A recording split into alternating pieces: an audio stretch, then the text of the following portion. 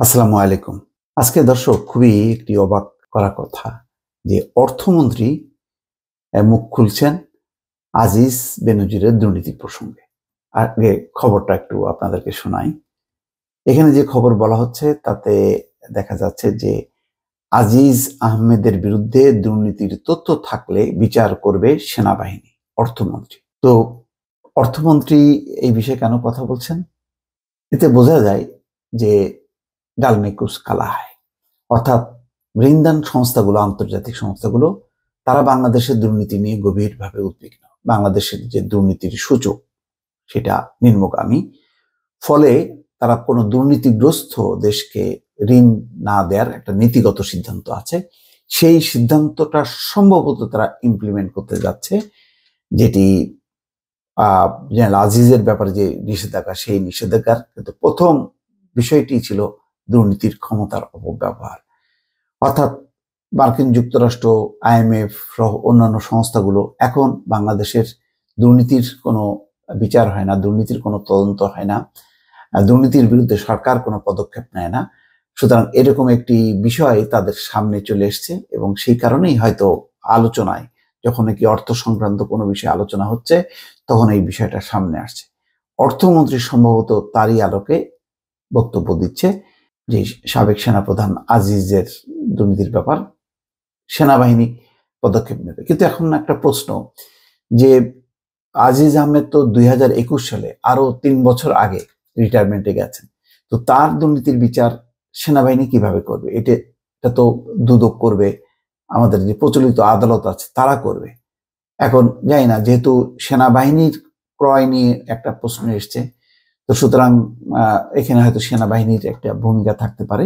বেশ বোঝা যাচ্ছে একটা জটিল হিসাব নিকাশ বা অনেকগুলো প্রশ্ন আসছে যে কেন অর্থমন্ত্রী আজকে এই দুর্নীতির প্রসঙ্গ নিয়ে মুখ খুলছেন, কেন বলছে যে সেনাবাহিনী এটার তদন্ত করবে, এটা কেন দুদক বা অন্য সংস্থা করবে না, সেটাও কিন্তু পরিষ্কার হচ্ছে না এবং এই প্রশ্নগুলো এখন সামনে আসছে। খবরে বলা হচ্ছে যে সাবেক সেনাপ্রধান আজিজ আহমেদের বিরুদ্ধে কোনো দুর্নীতির তথ্য থাকলে তার বিচার সেনাবাহিনী করবে বলে জানিয়েছেন অর্থমন্ত্রী আবুল হাসান মাহমুদ আলী। একই সঙ্গে তিনি জানান, সাবেক পুলিশ প্রধান বেনজির আহমেদের বিরুদ্ধে আদালত যে ব্যবস্থা নিচ্ছে তাতে সরকারের সমর্থন রয়েছে। দর্শক বুঝতে পারছেন কোন প্রেক্ষিতে এখন অর্থমন্ত্রীকেও বলতে হচ্ছে এই কথাগুলো, যে না, দুর্নীতির বিরুদ্ধে সরকার পদক্ষেপ নিচ্ছে। যদি না নেয় তাহলে ঋণদান সংস্থাগুলো, দেশগুলো বাংলাদেশে ঋণ দেওয়ার ব্যাপারে অনীহা তারা হয়তো প্রকাশ করছে। যে খবরগুলো আমরা জানি না, অভ্যন্তরে একটা প্রেডিকশন করছি যে এরকম প্রেক্ষিতেই অর্থমন্ত্রী হয়তো এখন মুখ খুলছেন বা কথা বলছেন সাংবাদিকদের সামনে। আগে তো কখনো কোনো অর্থমন্ত্রী দুর্নীতি, অনিয়ম এগুলি নিয়ে কথা বলেনি। আজ রোববার আন্তর্জাতিক মুদ্রা তহবিলের নির্বাহী পরিচালক কৃষ্ণামূর্তি ভেনকারা সঙ্গে বৈঠক শেষে সাংবাদিকদের প্রশ্নের উত্তরে তিনি এই কথা বলেন। সাবেক সেনাপ্রধান আজিজ আহমেদের বিরুদ্ধে অভিযোগ, তিনি তার ভাইকে বাংলাদেশে অপরাধমূলক কর্মকাণ্ডের জন্য জবাবদিহি এড়াতে সহযোগিতা করেন। এটি করতে গিয়ে তিনি নিয়ম বহির্ভূত প্রক্রিয়ায় হস্তক্ষেপের মাধ্যমে উল্লেখযোগ্য দুর্নীতিতে জড়িয়েছেন। দুর্নীতিতে সম্পৃক্ততার অভিযোগে বাংলাদেশের সাবেক সেনাপ্রধান জেনারেল আজিজ আহমেদ ও তার পরিবারের সদস্যদের উপর মার্কিন যুক্তরাষ্ট্রের প্রবেশে নিষেধাজ্ঞা দিয়েছে দেশটির পররাষ্ট্র দপ্তর। সোমবার দিবাগত রাতে মার্কিন পররাষ্ট্র দপ্তরের ওয়েবসাইটে প্রকাশিত এক বিবৃতিতে এই তথ্য জানানো হয়।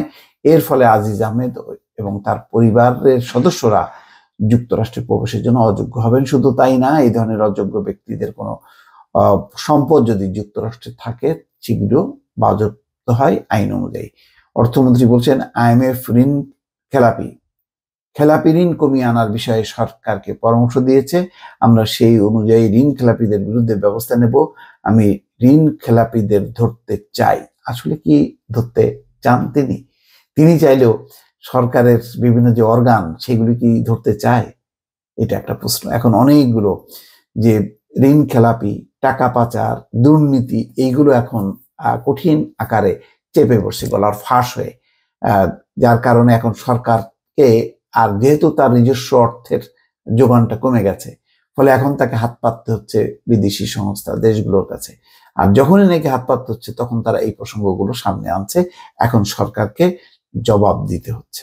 এই সময় সাংবাদিকরা বলেন, ঋণ খেলাপিরা অনেক শক্তিশালী, তাদের বিরুদ্ধে ব্যবস্থা নিতে আপনি পারবেন কিনা? জবাবে মন্ত্রী বলেন, দেখা যাক পারা যায় কিনা।